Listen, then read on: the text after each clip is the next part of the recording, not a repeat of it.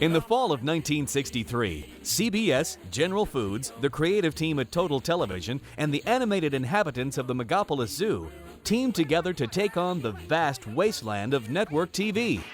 Led by a cantankerous penguin and his best walrus chum, Tennessee Tuxedo and his tales burst onto television screens with its unique brand of humor and strong slant to education.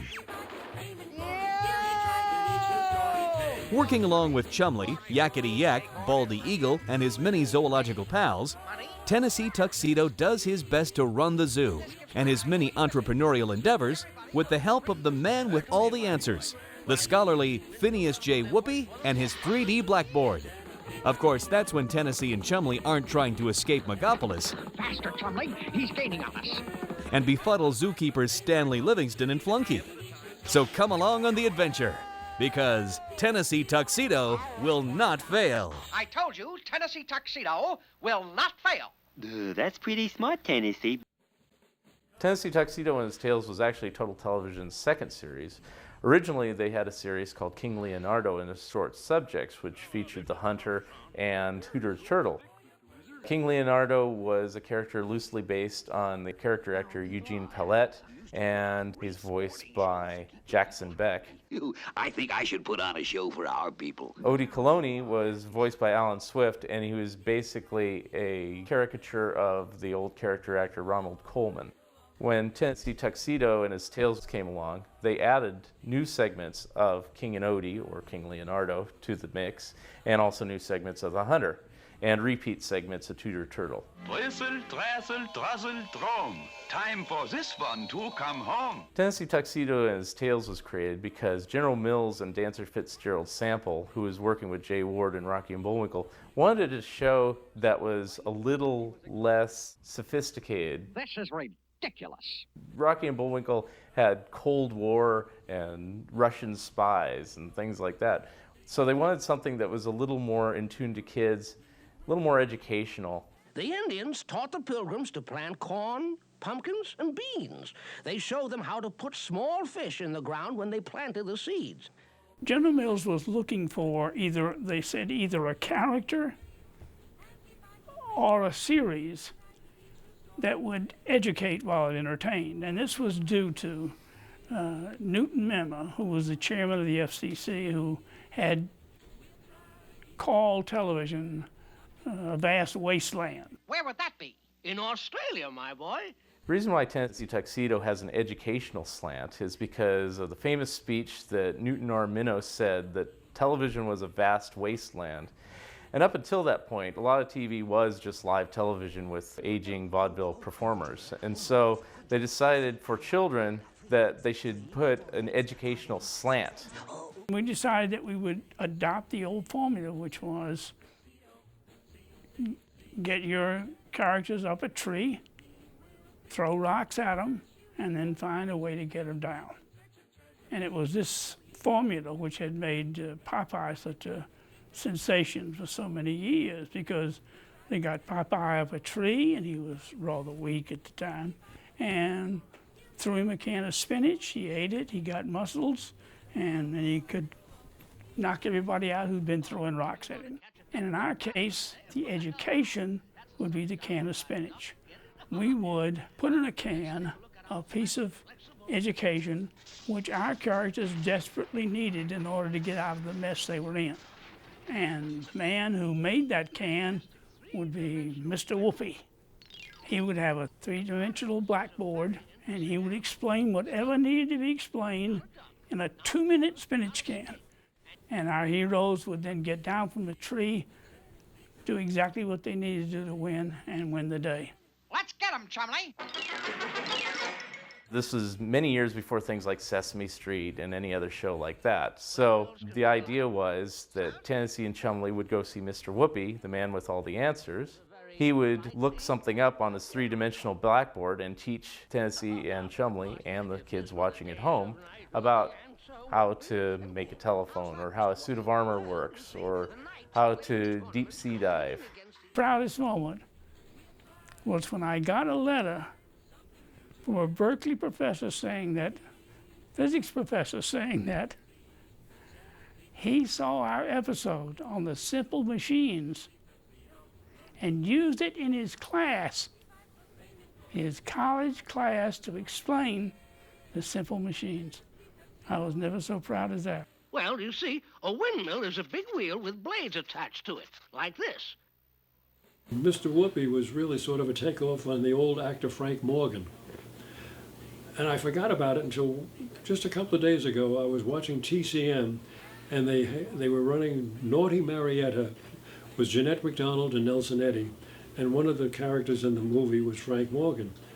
And I would listen to him. I said, my God, that's Mr. Whoopi. Well, let's look at the 3D BB. Let's take a look at the three-dimensional blackboard. Oh, yes, here it is.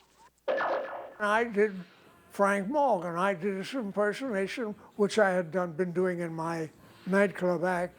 And I remember he said, Judy Garland said to him, oh, in The Wizard of Oz, oh, you're a bad man. And Frank Morgan said, no, I'm a good man. I'm just a lousy wizard. I loved his voice, and it worked out very well. If you want anyone to like you, you need to know the rules of etiquette. Larry Storch did the voice of Mr. Whoopi, and he was the man with all the answers. And he was the man that Tennessee and Chumley would always escape the zoo to go see to help them fix some sort of problem, like how to repair a car or how to build a telephone. Oh, yes, the telephone. Every phone has two parts, the speaking part called the transmitter and the listening part called the receiver. All I had to do was just look at Frank Morgan and listen to him, and that's all I needed. I didn't have to study it too much because I had been an impersonator in nightclubs and in vaudeville. It was no big deal. Mr. Whoopi, you've saved us again. You're the greatest. Come on, Chumley. I was recognized as a guy who could do dialects and voices, so that's where Tennessee Tuxedo helped me out. He was like a springboard. Oh, you're the guy who did Tennessee. Ah, ha, ha. We got a role for you. Tennessee Tuxedo was trying to find actors for the new play he was putting on. Thank you.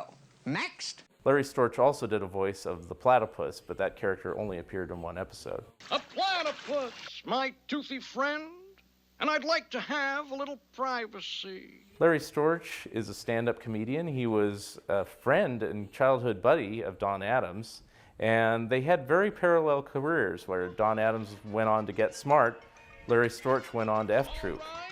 I'm going back to my real home. Good riddance. Don Adams, he and I grew up together, and I was in show business. I didn't know that he wanted to be in show business, but he was a very good impersonator, and that was half the battle. At last, a real actor with real talent. Don Adams was born in New York as Donald Yarmy.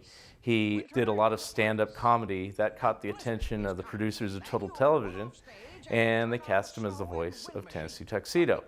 Later, he went on to star as Maxwell Smart in Get Smart, and also later he did a voice of Inspector Gadget for that cartoon show. Well, thank you. I suppose I do have a certain genius. Every line he said, it was not funny in itself. He just said, well, Chumley, we're going down to the boat today. And you look around, everybody be laughing, and he didn't even know what they were laughing at, because he had developed a takeoff on William Powell, an actor from years before. I knew right away that this was a guy we wanted. So we worked on the series and we wrote it with his voice. Nice doggy, there. He did William Powell, and he didn't tell anybody, but that's who he was doing. And he used to say to me, thank God for William Powell. I've got to do something to draw attention to myself. Tennessee Tuxedo's personality was basically like Don Adams' personality. He was always conniving, he was sneaking around, he was trying to get ahead, he was trying to do something entrepreneurial, some big scheme had to make life easier for him, be it making a newspaper to spread the news around, making a telephone to spread the news around, something like that is always Tennessee Tuxedo's scheme. Phineas J. Whoopi, you're the greatest. Tennessee Tuxedo is basically the Maxwell Smart of the Megapolis Zoo. Tennessee, There's something I gotta tell you. Later, Chumley, later. Chumley the Walrus was Tennessee Tuxedo's best friend and buddy. He always seemed to go along with the schemes of Tennessee Tuxedo. He was voiced by Bradley Bulkey, who did voices for the Ghostly Trio on the Newcastle cartoon show. We needed a chum. It was the simplest show in the world, if you think about it. And the first Chumleys that we got, we thought, this is simple. Just tell people this is his chum. Just tell the actors this is his chum, and he sounds a little stupid, but not too stupid, but a very warm, personable partner. And the voices were just terrible. Nobody got it. None of them were even close. And then I don't know how Bradley answered the call, but he did, and every line was perfect. Help me, Tennessee. I was among about a half a dozen other actors who auditioned for the part. Apparently, they had already cast the part, but they weren't satisfied with the other actor. I don't know why. They wanted a voice that matched the voice of a character that was on a radio show many, many years ago called Clifton Finnegan. This was sort of a satire on a very erudite gentleman called Clifton Fadiman, who was the moderator for a very cerebral show called Information Please. When I auditioned, I was one of about a half a dozen. They said, see if you can match it. So Fadiman was this very erudite gentleman, and Finnegan was, that's the way Chumley talked. He wasn't exactly the smartest guy in the world. That was Chumley. Tennessee, what do we do now? He didn't sound like Finnegan, but Finnegan was Finnegan, and that's what Chumley was, if that's what it was. And this was a contrast to Tennessee. Gee, what is it? You put his voice together with Don Adams, and it just belonged. No matter what happens, we always end up in the doghouse. Actually, when you boil it down, Chumley and Tennessee were Laurel and Hardy. Laurel and Hardy in animation. And they would try to figure things out. They couldn't figure things out. So they went to Mr. Whoopi, that's where your name be. And Mr. Whoopi would figure things out for them. Samantha. Oh, yes, Samantha. Now, suppose you two go to dinner together. Chumley mustn't do something like this. Bradley Bulkey also did the voice of Jerboa Jump. Take it easy. I happen to be Jerboa Jump, and you and me can help each other. I was always one to be able to do a lot of voices. And I started out as a kid doing impersonations. I had an act, probably the worst act that anybody could ever see. And along that line, I got into cartoon work. I could do a lot of different voices, but after a while I had to stop because I started hearing voices. Just remember that from now on, I am the boss of the zoo. Jerboa Jump was a character that was basically Tennessee Tuxedo's nemesis. These two are always trying to get out of the zoo, Tiger. Perhaps you could give them a hand. We decided we needed a little competition inside the zoo, and that we hadn't had before. There was no other character in there who was set against Tennessee and Chumley. So we introduced Jerboa Jump and thought he was probably going to be around for 1 or 2 episodes, but he became kind of a likable villain. He rode away from us. We got away in the writing somehow, and we liked him better than we expected. Us bad guys don't follow the rules. Later, Jerboa teamed up with Tiger Tornado, and they were kind of at odds with each other. There was competitions in various episodes of Jerboa and Tiger battling Chumley and Tennessee Tuxedo. He came with Jerboa Jump. He was just his flunky. In other words, he was his assistant. Okay. With your muscles and my brains, we can take over the zoo from Tennessee Tuxedo. Tiger Tornado was voiced by Sandy Becker. He was a fighting tiger that whenever a bell was ringing, he would put his fists up and he goes, I'm gonna beat you up. I'm a hit 'em hard hurricane. I'm a terrifying tornado. Joe Frazier say he want to go to heaven. I'm going to take him out in 7. I'm going to hit Joe Frazier on top of the head so hard, he going to have to unzip his fly to blow his nose. Chumley! Yeah. Sandy Becker did a number of voices for Total Television. He did Mr. Wizard the Lizard on Tooter the Turtle. Well, I guess it's best to put the horse on the range where they is safe. And on Tennessee Tuxedo, he did Tiger Tornado. You're Tiger Tornado, right? That's me, all right. Tiger Tornado was a takeoff on the ancient Amos and Andy series and a character called Lightning. And he talked like this, and he said, "Oh, yeah, Jeroboam, if you want me to run up to the house to get something, I'll be glad to do it for you, just sure as I can." So he talked like that. He talked so slowly that you could fall asleep. That's right, all right. What's it to y'all? We didn't use him too often. We were afraid we'd lose the audience. Just watch this. I'm here to build. I'm a stampeding storm. I'm a terrifying tornado. You see? Stanley Livingston was the zookeeper that went down to the South Pole to retrieve Tennessee Tuxedo and Chumley. He was voiced by Mort Marshall, who also did the voice of Klondike Cat for the Underdog show. I'll make mincemeat out of that mouse. Thank you, my friend. Stanley Livingston was a great character. He was very prim and proper, always very prim. Oh, and if you killed a bug in his presence, he might die. So everything had to be perfect. And of course, once he got Tennessee Tuxedo in his zoo, perfection died, just ended.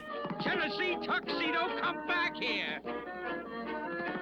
Mort Marshall also did the voice of Baldy Eagle, who was one of Tennessee and Chumley's friends. What makes you so sure Stanley will want to use us on the show? Kenny Delmar, who did the voice of the Hunter for the Underdog show, also did the narration on Tennessee Tuxedo. At the Megapolis Zoo, today was a very special occasion. He also did the character of Yak, who was Baldy's friend who hung out with Tennessee and Chumley. Why should we take orders from you? Kenny Delmar did 400 voices before we ever came along. I mean, he was a prime member of Allen's Alley, which was an initial radio show along with Jack Benny and those others. And he did marvelous voices of all kinds, but kind of got stuck in Senator Claghorn because it was so good. Buck Biggers wanted to do a character that was like the old Senator Claghorn character that Kenny Delmar used to voice on the old Fred Allen radio show. And they wanted a voice like Kenny Delmar. And Tread Covington, the person helping doing the casting, said, "I think Kenny Delmar still exists." And so they looked him up. He was in the New York phone book. And they called him up and asked him if he'd like to voice the voice of the Hunter. And he said, yes, of course. And he ended up doing many voices for Tennessee Tuxedo. It's wet down there. Fella could drown. So could a gal. Kenny Delmar, strangely enough, my brother knew him long before I did. They worked together in radio. Kenny Delmar was one of the biggest radio announcers and actors in radio for many years. He was an announcer on some of the biggest shows in radio, and was also a regular character on Fred Allen. He was Senator Claghorn. What do you want us to do? Ben Stone was the voice of Rocky Maninoff, which was Tennessee Tuxedo and Chumley's chief nemesis. He was the one that would come into Tennessee and Chumley's auto repair and say, "I need my car fixed now." Or he'd come in and say, "I have this money, I need you to counterfeit it." He was always the villain, always the bad guy, and in the end, he was always sent to jail. My name's Rocky Maninoff, and that's my car. This was our initial Tennessee episode, and we wanted somebody who would, scare the living heck out of Tennessee. I mean, he really should jump out of his shoes, and he did. He would just literally scare the heck out of him. And if you don't do it, I'm gonna play you a little tune on my violin. And here they were, happy because they had job as mechanics, and now they're probably gonna be wiped out. That scene, I think, helped to sell the pilot. The recording sessions for Tennessee Tuxedo were very unique for its time. Don Adams and Larry Storch both were stand-up comedians, so a lot of times they were on the road, so they couldn't be in New York in the studio, so they would record their voice, say, in Los Angeles, and mail in the tapes. And in New York, they put all the segments together with all the voices. The recording sessions were all very friendly. They would ask me to go through various voices, Sometimes even if we weren't going to use them, just to keep ourselves amused. The actors in those days were Edward G. Robinson and Jimmy Cagney. You all look at you, dirty rat. I'm going to give it to you just like you gave it to my brother. And anyway, we could pick out a voice that would go good with whatever we were doing that day. Sorry, Tennessee. That's how it was done. Oops. Let's open up the book, shall we?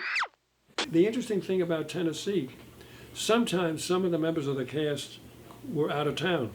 So what they would do, they'd go to a recording studio and record their lines wild, mail them in, and so a couple of times I went there, I was the only one in the studio. So Ben, being the talented editor that he was, put all this together, very tedious and very arduous. I only found out about 10 years ago, 10 or 15, that Ben Stern grew up to be Howard Stern's father. Ben was a partner in the studio. It was called Oral Recording, and he was one of the partners who was also an engineer. You'll regret this, Soundstopper. Sometimes I would go to a session, and I said, geez, you know, we're getting paid to do this. You know, it's fun. An elephant, that's what I could be. And when I go traveling, I would have my trunk with me. Tennessee Tuxedo and His Tales ran for 3 seasons from 1963 to 1966. They created 70 episodes, at which time General Mills said, that's enough, we got enough. So that's why there aren't any more episodes, but it did run for 3 seasons and countless years in syndication. And I'll be back. It's a television classic, and you know, it makes you kind of proud to be part of something like this. And to this day, I get fan mail. It says, "Happy birthday from Uncle Admiration." I'm one of the luckiest guys on the earth. I can do nothing else, and I was paid for what I love to do. I love to perform, and I loved to make people laugh. That was my curse. I love to make them laugh, or my blessing, really. We always look back and think how lucky we were that we had the opportunity. Chumley, I thought we were going to clean up. But it looks as though our business is a washout. Tennessee Tuxedo and His Tales will probably live on forever because it was such a success, and you know, Tennessee Tuxedo will not fail. I told you, Tennessee Tuxedo will not fail. I'd like to say somewhat sincerely in that period when Chet and I created cartoon series was one of the most marvelous periods of my life because I so enjoyed what I was doing. But secondly, I've had a whole other period of extra rewards from people who saw the shows and tell me how wonderful they were, what a kick they got out of them, or how it helped them do something. Many guys have come up to Chet and I and talked about the education they got from Tennessee Tuxedo, and they didn't even know they were being educated. And we've heard this so many times. And so I think what I want to say is that as much as I may be appreciated for having some small part in what happened, I appreciate the opportunity it gave me. It's just wonderful.